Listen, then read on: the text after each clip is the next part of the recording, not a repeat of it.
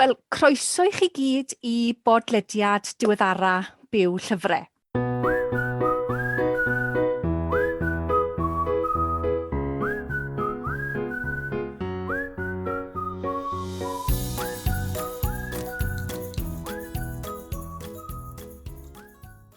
Delith dwi o Lyfrgell Ceredigion. Lois dwi o Llyfrgell Sir Ddinbych. A chroeso mawr i'n gwesty arbennig heddi, sef yr awdur Cynan Llwyd. Wel, mae Cynan yn dod yn wreiddiol o Aberystwyth, ond erbyn hyn mae'n byw gyda'i wraig Rachel a'i mab bach yng Nghaerdydd, ac yn gweithio i gymorth Cristnogol. A hyd yn hyn, mae wedi ysgrifennu 2 nofel ar gyfer yr arddegau, sef Tom a Pobl fel ni, a hefyd wedi cyfrannu at gyfrol Agor y Drws, sef cyfrol o straeon byrion i ddysgwyr. Felly, croeso Cynan, ac i ddechrau, dweud bach mwy wrthon ni amdana ti dy hun a dy gefndir. Diolch yn fawr am y croeso. Mae'n gret bod yma, gallu siarad fel hyn am lyfrau. Pa beth gwell i wneud yn y far bore. Wel, mae'n bore glyb bore yma. Fi'n meddwl, lle bynnag i chi yng Nghymru. A gobeithio wrth i chi wrando. Gobeithio fydd y tywydd di gwella. Neu os di'r tywydd ddim yn gret, wel, sfotiwch a mwynhewch y sgwrs yma. So, Cynan ydw i. A dwi yn awdur. Hyd yn hyn, nofelau i bobl yn ei arddegau. A o Aberystwyth yn wreiddiol, wedi cael yng ngeni a'n magu yn Aberystwyth. Felly llyfrau a llenyddiaeth a'r celfyddydau yn rhan amlwg, bwysig, canolog o'n mygwraeth i'n Aberystwyth, a dod lawr i Gaerdydd wedyn i astudio Cymraeg, cyn mynd nôl i Aberystwyth i wneud MPhil, cyn dod nôl i Gaerdydd, so bach o yo-yo rhwng Aberystwyth a Gaerdydd i wneud PhD, a wedyn ni aros yma i dechrau gweithio yn gyntaf i Llenyddiaeth Cymru fel swyddog plant a phobl ifanc. So cysylltiad arall fyna rhwng llenyddiaeth a pobl ifanc. A wedyn ni gweithio i gymorth Cristnogol ers ryw 5 mlynedd nawr, mae amser yn hedfan. So dyna bach o'n nghefndir i. A briod â Rachel ac yn dad i Seth, a Rachel o Aberdâr. Wel, mae'n amlwg bod ti'n hoff iawn o lyfrau, bod llyfrau'n bwysig iawn i ti. Pa lyfrau neu awduron sydd wedi dylanwadu fwy arno ti? A pham? A wedyn, pa mor bwysig yw llyfrgelloedd gan bod ni yn trafod yn rhan o bodlediad sy'n ymwneud â llyfrgelloedd? Pa mor bwysig yw llyfrgelloedd wedi bod yn dy fywyd i? Wel, wedyn ni bod na ddim, wrth dyfu fyny, doedd na ddim un awdur o'n i'n darllen yn fwy yna unrhyw awduron arall. O'n i'n yn amlwg y cwestiwn cywir i Cymro Cymraeg dweud. O'n i'n fan mawr o T Llew Jones. Ond ddim just achos T Llew Jones, ond oedd yr straeon, oedd y cymeriadau a'r byd oedd T Llew Jones yn creu yn fyw, yn gyffroes i darllenydd ifanc. Wedyn ni'n hoff iawn o lyfrau Kevin Crossley Holland. Oedd da fe gyfres ar Arthur. Arthur yn fachgen bach, felly tynnu y myth a'r chwedl oddi wrth Arthur a'i osod yn y canol oesoedd yn llwydlo fi'n meddwl ar ardal yna, gweld Arthur yn tyfu fyny. Wedyn ni'n fan mawr o Anthony Horowitz hefyd, a cyfres Alex Rider. A oedd da fe ryw gyfres arall hefyd, un bach fwy fantasy, The Five neu rhywbeth fel yna. Rhyw criw o blant yn dod at ei gilydd a angen achub y byd fel mae llyfrau Anthony Horowitz. A fi'n meddwl, a wedyn ni wrth dyfu fyny wedyn ni bach yn hŷn, Bethan Gwanas, dechrau darllen Llwyd Owen, pan o'n i yn arddegau, Dewi Prysor, a wedyn ni fwy diweddar tôn, Man o Seffon Ross, Gareth F. Williams, Awstyn a Noia. A wedyn ni, allai just rhestru awduron fi wrth fy modd yna. Hilary Mantel wrth ei bodd a'i nofelau hi, Ben Lerner, Cormac McCarthy. Felly, os chi'n mynd ati wedyn i googlo'r enwau yma, ych chi weld bod na ddim un genre chwaith fi'n dueddol o fynd atyn nhw. Fi'n hoffi pob fath o genres, pob fath o sgwennu. A just bod yr stori yn gafel, just bod y cymeriadau yn ddiddorol. Ond hefyd, bod y sgwennu'n ddiddorol. Darllen yn ddiweddar Rachel Cusk, sa'n siŵr os chi'n gyfarwydd â hi. O ran, mae jyst y sgwennu yn rili ddiddorol. So mae dy hi outline yr nofel fi wedi darllen yn ddiweddar. Beth yw nofel sydd wedi cael ei strwythuro fel 6 sgwrs gwahanol gan yr un cymeriad, a mae'r stori y nofel yn dod trwy'r 6 sgwrs. So eitha diddorol, mae Rachel a mam, weithiau fi'n argymell nofel iddyn nhw, a mae y mam wastad yn gweud, mae hwn yn boring, mae hwn jyst yn sgwennu ffansi, does dim stori fan hyn, does dim cymeriadau fan hyn, ond fi'n hoffi bach o bopeth. A hwnna siŵr o fod yn dod o gymaint o rôl o llyfrau a llyfrgelloedd di chwarae yn mygwraeth i. Sori, mae'n ateb hir iawn, ond oedd yn gwestiwn da. Cael yng ngeni a magu yn Aberystwyth, tre y llyfrau yna fe. A yn cofio yr hen lyfrgell yn Aberystwyth, lle oedd e? Corporation Road, lan bwys Capel Alfred Place. A rhyw cof plentyn stafi o fyna o oedd na ryw deils o'r 50au neu'r 60au yn y corridor, a wedyn chi'n cerdded lan rhyw grisiau bach, troi'r gornel, a oedd y desg yna, a wedyn ni just stafell llawn llyfrau. A wedyn ni'r stafell cefn yn y fe, oedd y stafell i llyfrau plant. A dechrau pob gwyliau, mam yn mynd â ni'r llyfrgell i cael dewis y llyfrau ar gyfer y gwyliau. Ond beth hefyd oedd yn dda am y llyfrgelloedd yna fel bod chi gallu rentu fideos, VHSs, cyn dyddiau DVDs. A weithio, os oedd hi'n Sadwrn Glib, fel heddi, fysa mam falle mynd â ni lawr i'r llyfrgell a fysa ni'n cael dewis ffilm i wylio adren y prynawn. A wedyn wrth dyfu fyny, wrth gwrs, wneud y mwyaf o y Llyfrgell Genedlaethol.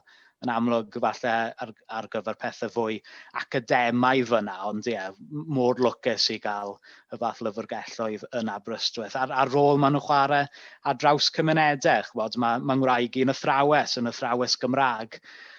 A chi'n mynd sylwi pan chi'n tyfu fyny, mor freintiedig o'n i, oedd ein tŷ ni bron iawn yn lyfrgell. Oedd yna 10 os nad cannoedd o lyfrau yn y tŷ. Ond nid hwnna yw reality. Rhan fwyaf o blant yn tyfu fyny yng Nghymru, yn enwedig falle yn ardaloedd y de-ddwyrau yna, rhai o ardaloedd ôl diwydiannol y gogledd. Dyw'r llyfrau ddim ar gael yn hau y plant, a dyna lle mae'r llyfrgelloedd mor bwysig. Achos nid yn unig, mae'r llyfrau yn amlwg yn helpu chi i ddarllen a ehangu geiriau, ond mae'n ffordd i ddianc yn ydy. Fi'n meddwl dyna yw gwefr darllen, dyna gwefr a gwerth llyfrau. Mae'n agor bydoedd newydd, mae'n ehangu gorwelion pobl, a fwy na dim byd arall, beth os y llyfr da wneud yw fod yn modd i chi i ddianc am ryw awr, neu os mae'r nofel yn cydio am ryw noson neu brynhawn, a chi ar goll, chi mewn byd newydd, gallu anghofio am unrhyw beth sy'n digwydd o'ch cwmpas chi. A dyna yw gwerth llyfrgelloedd a pŵer llenyddiaeth yn y marn i. Wy'n cytuno'n llwyr. A ti'n mynd â fi nôl i pan ti'n sôn am yr hen lyfrgell yn Aberystwyth, a pan o'n i'n mynd am mhlant i'r stafell gefen, a dewis llyfrau, dewis fideo, a'r teils, llyfrgell Carnegie oedd hi. Felly yn llyfrgell arbennig iawn. Felly, ti di sôn pa mor werthfawr i'r llyfrau. Wel, beth yw'r llyfr wyt ti'n ei ddarllen ar hyn o bryd? Wel, nofel dwi ddarllen ar hyn o bryd yw Golden Hill, gan Ysbyffyd yw ei gyfenw Francis Sbyffyd. Nawdd y dir o'r ewe, di sgwennu lot o lyfrau ffeithiol greadigol, ond gyhoeddodd e Golden Hill cwpl o flynyddoedd yn ôl nawr, a nes i ddarllen y cwpl o flynyddoedd yn ôl, ond dwi wedi mynd nôl ato fe, a beth yw hanes dyn ifanc yn glanio yn Efrog Newydd, just ar ôl iddo fe droi o fod yn New Amsterdam i fod yn New York yn 1747, a y cyffro yr ddinas a'r cyfnod yna, taw tre bach oedd ar y pryd, ond bod yna rhyw ymdeimlad o, mae'r lle yma'n mynd i fod yn bwysig, mae yn rhyw fath o ddrws i ryw fyd newydd. A mae'n wych. A dwi'n darllen oherwydd dwi hefyd wrthi yn sgwennu nofel hanesyddol ar hyn o bryd, nid i'r arddegau ond i oedolion, yn seiliedig ar bywyd y gweinidog bedyddiedig Morgan John Rhys. A falle dyw nofel ar gweinidog bedyddiedig ddim yn swnio'n gyffrous, ond Morgan John Rhys oedd y Cymro Cymraeg cyntaf i sgwennu yn erbyn caethwasiaeth a annog Cymru a Cymru Cymraeg i boicotio siwgr a rym a pethau fel yna o'r Caribi. A wedyn ni athemasu i Baris i fod yn nghanol y chwyldro Ffrenig, cyn symud mas i America i trio sefydlu gwladfa Gymreig a ymgyrchu'n erbyn caethwasiaeth fyna. So wrth i fi sgwennu, fi'n hoffi darllen pethau sydd yn dod o boddhad, ond hefyd sydd yn gweithio fel rhyw fath o waith ymchwil hefyd. So bysa Morgan John Rhys di cyrraedd New York rhyw 50 mlynedd ar ôl i'r prif gymeriad yn Golden Hill gyrraedd New York, ond mae'n rhoi rhyw fath o naws a wyrgylch y lle sydd yn helpu fi sgwennu wedyn ni. Teimlo fod ni wedi cael scoop exclusive fan hefyd yma y prosiect newydd. So, mae'n amlwg bod gen ti gymoedd fel ti wedi darllen, ond pan mae'n dod i sgwennu, beth oedd y cof cyntaf o ges ti o sgwennu stori? Fel, o ti yn ysgol neu yn y coleg, neu oedd o rhywbeth sydd wedi cael ei ddatblygu mwy ddiweddar? Beth ddenu ti fod yn awdur? Mae hwnna'n gwestiwn da.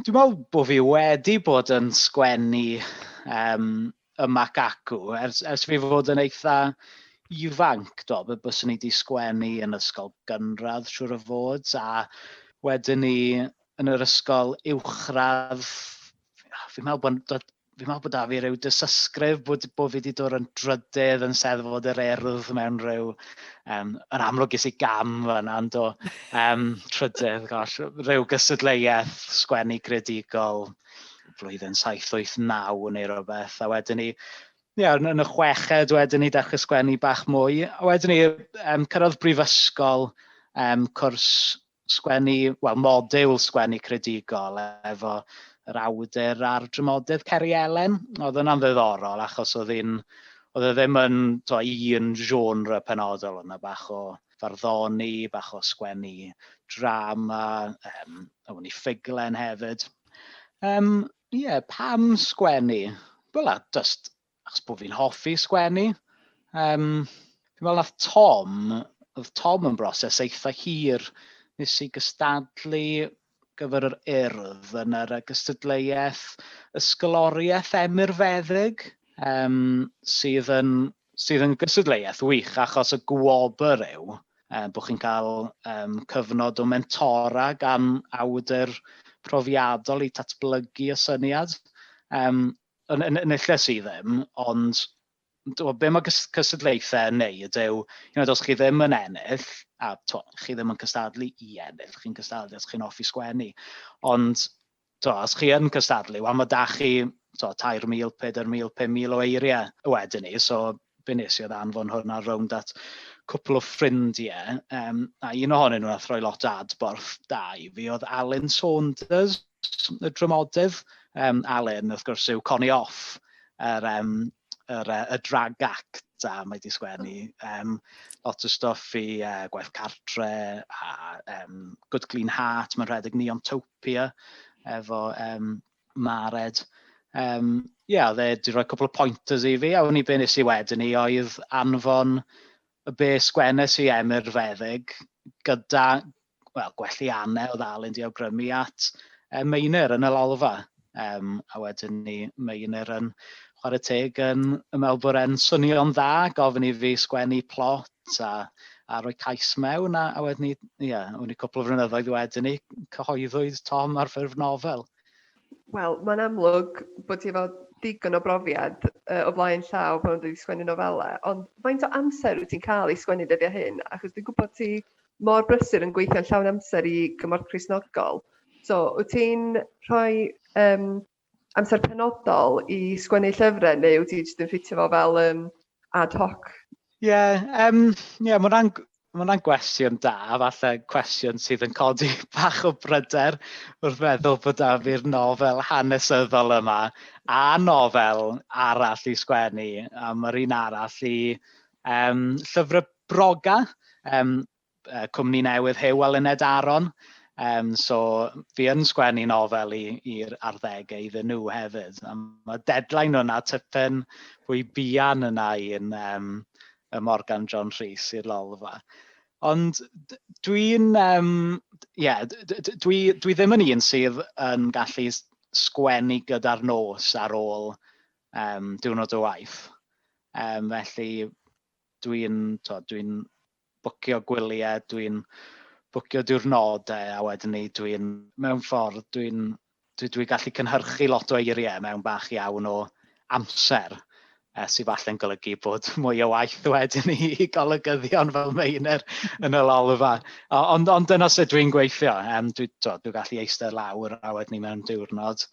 Gallu ddim sgwennu nofel mewn diwrnod, mae hwnna'n peth ridiculous i weid, ond gallai sgwennu canran go dda o'r nofel mewn cwpl o ddiwrnodau. Dwi'n lwcus bod fi'n briod i athrawes Gymraeg ac yn fam i athrawes Gymraeg hefyd. Felly, mae dipyn o olygyddion creadigol a gramadegol yn agos ata i sydd hefyd yn wneud lot o help ac yn lot o gymorth. A fi'n meddwl, mae hwnna'n bwysig fi'n meddwl. Bod yn barod i ddangos eich gwaith chi i bobl arall, peidiwch bod yn shy. Mae'n rhaid boenus dangos rhywbeth sydd chi wedi bod yn gweithio gyda'i rywun, achos mae'n rhywbeth personol iawn, a yn aml iawn mae beth chi'n dangos yn damrwd. Ond fi'n meddwl bod yn dda iawn cael ffrindiau, teulu sydd yn hapus i rhoi sylwadau ar y gwaith, a mae hwnna dim ond mynd i gryfhau y gwaith. Mae'n diddorol gweld os ydy chi sgwennu nofel fewn diwrnod, siŵr. Challenge. Hwnna'n challenge. Ond wyt ti'n mwynhau'r broses o sgwennu? Wyt ti'n ffeindio'r broses yn rhwydd? Neu ti'n sbio ar yr sgrin a jyst yn gweld fel, be dwi'n mynd i sgwennu nesaf?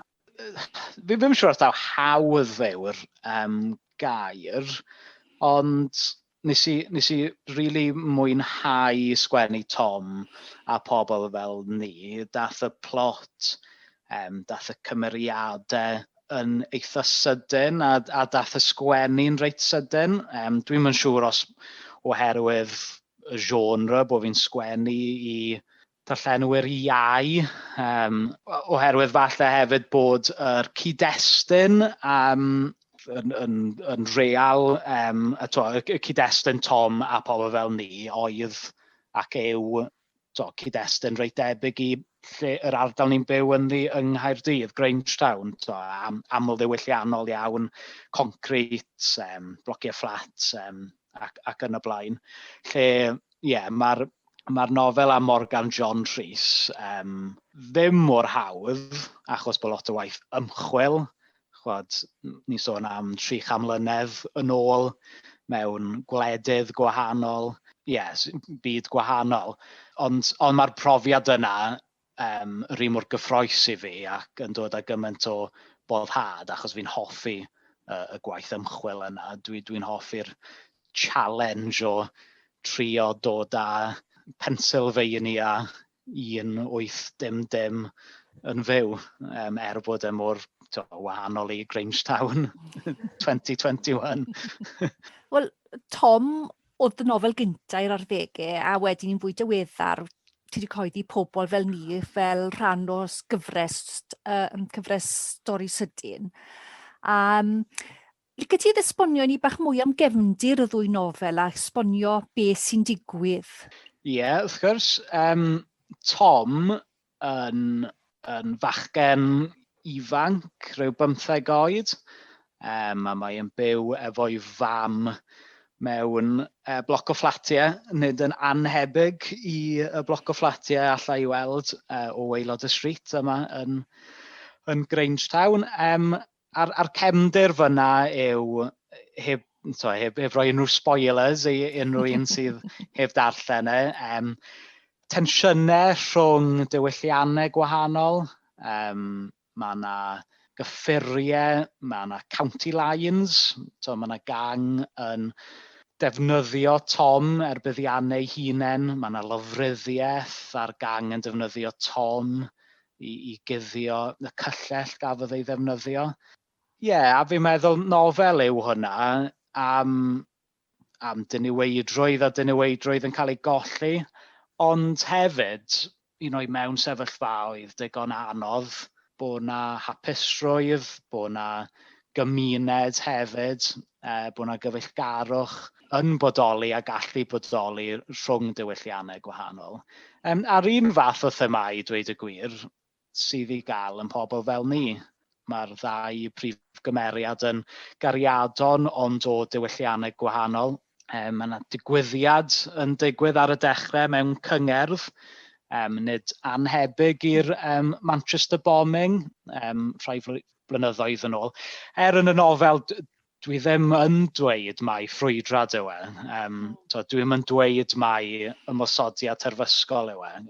Gall fod yn ddamwain, mae yna lan i'r darllenydd, ond bod y digwyddiad yna yn gwneud lle i lot o densiynau rhwng diwylliannau godi yn y ddinas. A be ni'n cael yw rhyw fath o gyfnod o drais ar y strydoedd a'r ddau ariad yn ceisio dod o hyd i'w gilydd. Ie, felly themau digon tebyg, a themau ar y pryd oedd a dal i fod yn bwysig, ond wrth i fi sgwennu Tom a pobl fel ni, mi oedd yna lot o drywanu yn digwydd yng Nghaerdydd, lot o bywydau pobl ifanc wedi cael ei golli oherwydd hynny. Mi oedd e'n gyfnod lle oedd pleidiau aden dde eithafol yn y Senedd. Diolch beth dyn nhw ddim mwyach. Ie, so gweithio a sgwennu yn y cyd-destun yna.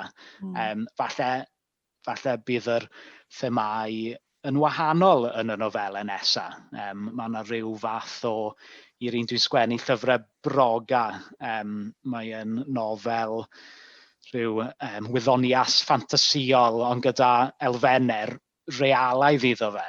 A dwi'n meddwl un o'r themau mawr bydd yn dod mas yn y nofel yna yw'r crisis amgylcheddol a rhyw fath o fyd ôl-apocalyptaidd yn dilyn rhywbeth mawr sydd wedi digwydd i'r hinsawdd.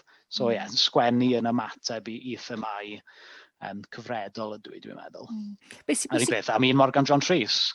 So, y rheswm pam nes i meddwl bod e werth sgwennu am gweinidog bedyddiedig o 3 mlynedd yn ôl oedd Black Lives Matter. A gyment sydd gan hanes i'w ddysgu i ni heddi.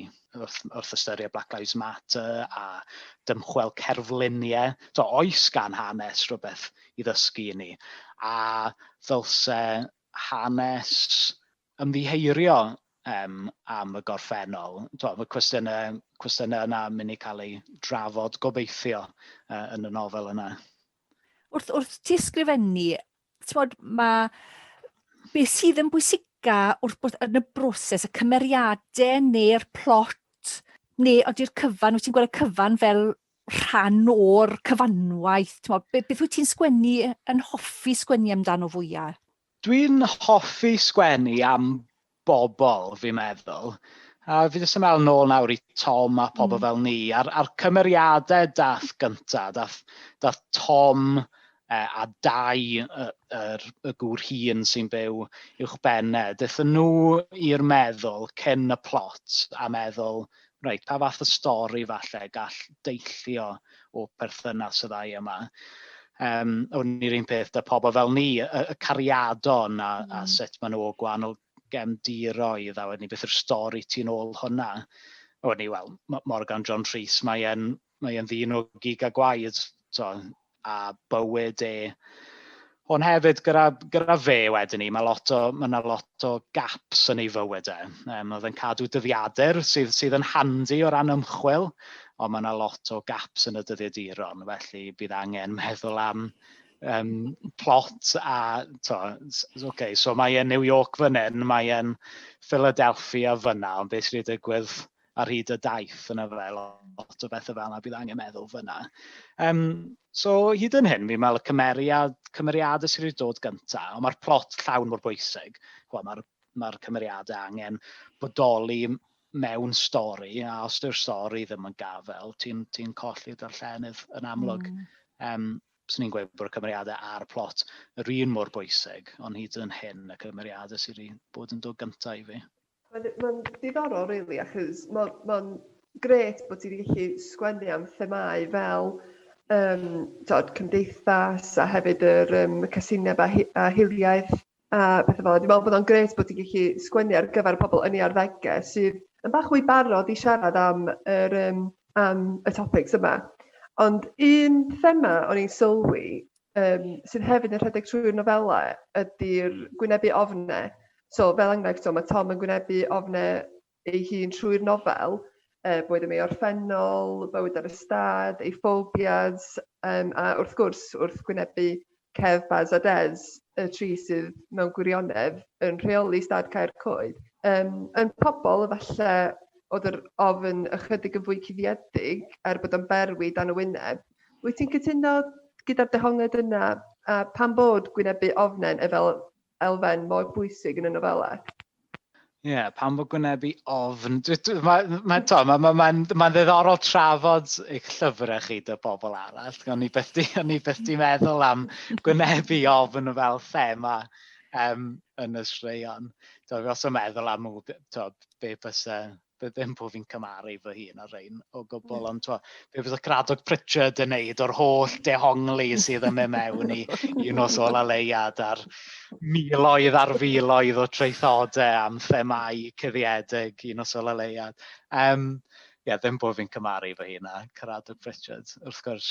Gwynebu ofnau, pwysig. A fel wedys i ar ddechrau'r sgwrs, bosib dyna yw un o cryfderau llenyddiaeth. Mae yn ffordd i bobl gwynebu eu ofnau nhw. Mae yn ffordd i bobl trafod eu ofnau nhw, heb wir orfod trafod eu ofnau nhw, achos y cymeriadau sydd yn trafod eu ofnau nhw. Chwa beth da fi? Un o pethau, Matei gyda enghraifft yn awdur yn y dydd sydd yn byw efo salwch meddwl a di gwynebu cyfnodau anodd iawn yn ei fywydau, ond trwy sgwennu, mae'n rhoi y profiadau yna i'w gymeriadau fe yn ei plotau. O'n i mae lot o bobl yn cael lot o fydd a lles trwy ddarllen gwaith achos be mae fel awdur yn gallu neud yw crisialu sut mae rhywun yn teimlo, falle dyw'r person yna methu esbonio hynny ei hunain, felly maen nhw'n cael yr release yna. Mae'n rhyw fath o, beth yw'r gair, catharsis yn y fe trwy ddarllen. A digon posib dyna pam, dwi'n freintiedig iawn, dwi'n cydnabod hynny, dwi'n bachan gwyn dosbarth canol o Aberystwyth. Dwi heb profi be mae Tom di profi, ond os mae rhywun wedi profi be mae Tom yn profi a gallu nieithu gyda Tom a bod Tom yn ffordd iddyn nhw i ddelio gyda nhw beth maen nhw'n stryglo gyda, then mae yna'r un mor bwysig i fi a mae rhywun rhywun jyst yn cael boddhad llenyddol o ddarllen y llyfr. Mae ffordd arall hefyd o jyst creu cymuned, so di rhai sydd yn teimlo fel bod nhw ar ben eu hunain. Dwi'n meddwl trwy llyfrau, mae'n ffordd mor hawdd o gweld yr fath o cymuned sy'n yna a bod na pobl neu cymeriadau ti yn gallu uniaethu hefo bod profiadau chi bach yn wahanol. Yeah. So mae'n briliant gweld bod y thema yma yn cael ei gweddu fewn i'r nofelau. Diolch Cynan Delyth a Lois am sgwrs hynod o ddifyr. Cofiwch bod modd benthyg Tom a pobl fel ni o llyfrgell lleol neu drwy Boro Bocs. A cofiwch chwilio allan am rhan 2 y sgwrs ddifyr yma a fydd ar gael yn fuan. Cynhyrchwyd y podlediad yma gan dîm byw llyfrau mewn cydweithrediad ac estyn allan dod â Llyfrgelloedd Cymru ynghyd a Chymdeithas Prif Lyrgellwyr Cymru. Diolch i chi am wrando a hwyl fawr tan tro nesa.